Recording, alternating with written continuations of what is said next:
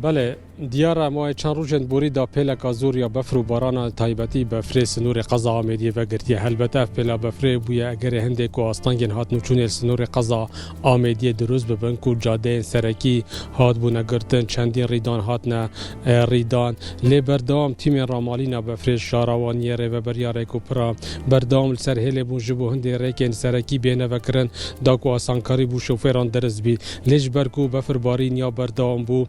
بردام آستانگین هات نوچون دروز بون شوا در بازبوی اف پیلا بفر بارین سنور قضا آمدیه ابداوی هاتیه لی داوی هات ناوی پیلا بفر نبویه اگر هنده کوره به تمامی بهنه وکرن جارا کادی یعنی جبر کو پلین گرماتی گلک دا کتینه بستیل سر جاده سرکی دروز بوینه یعنی اول سنتر قضا آمدیه جاده سرکی یا نوا سنتر قضا آمدیه جا اگر نظم بونا پلین گرماتی همی جاده بوینه بستی یعنی هات نوچون گلک یا زحمت یعنی اب آسانی نه اگر اگه کار که پیتوی نبید او ترومبیل کادبل نبید رنگ هات نوچونه بکلی اما یادی ترومبیل هات نوچونه زیب زینا کن یعنی همی ترومبیل سجاده راستا ستاین هر چند بردام اف جاده هاتی نپاقش کرن به شویجی خی جلای تیم باجروانی ول جاده هاتی نکرن لجبر کو شوا در بازبوی پلن گرماتی گلک دا کتینه یعنی کشو هوا بوی صاحی اجبر هنده جاده همی بوینه بس یعنی و سنتر قضا آمده نک سنتر قضا آمده بلکو ناحیه اندجی نمونه شیرات زید درلو که سرسن که گنده سیارتی که تمامی دور همی جاده بونه بستی آستانگین هاتنو چونه دروز بونه یعنی رنگ دیو بیش بینین کشو هوای وان چند روزا کاندا کشو هوای آسایی بیدن هیچ پلکادیا بفرو بارانه نباریدن لی اف چنده بوی اگر هنده یعنی اف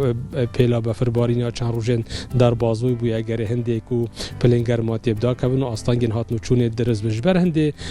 پولیسین هاتنو چونه تایبتی بردام داخواز شوفرات کن کو اگر کاری که پیتوی نبید هاتنو چونه السجاده سرکی نکن نخواستم نوا باجه رانده باشا دلدار بینن اوه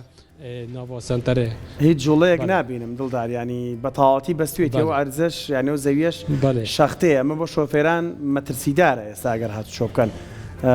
شکر بخواد جوله نبینم یعنی هیچ رین ما یک بلاو کراوتو که خلق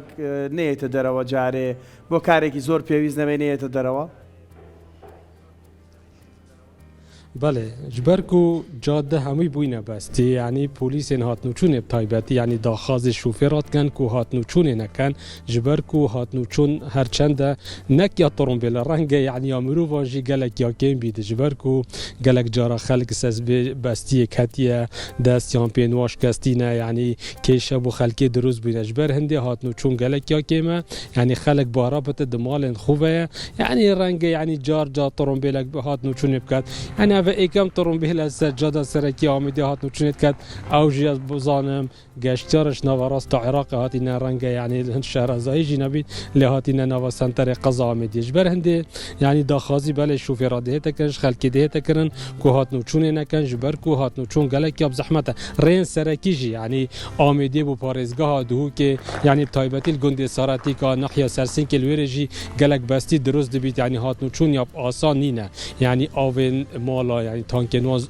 خلک زوربه و همی بونه بست یعنی آفناه تخار یعنی پلین گرمات گلک داکتینه یعنی سرمایه که دجواری بری قضا آمدیه بویا بله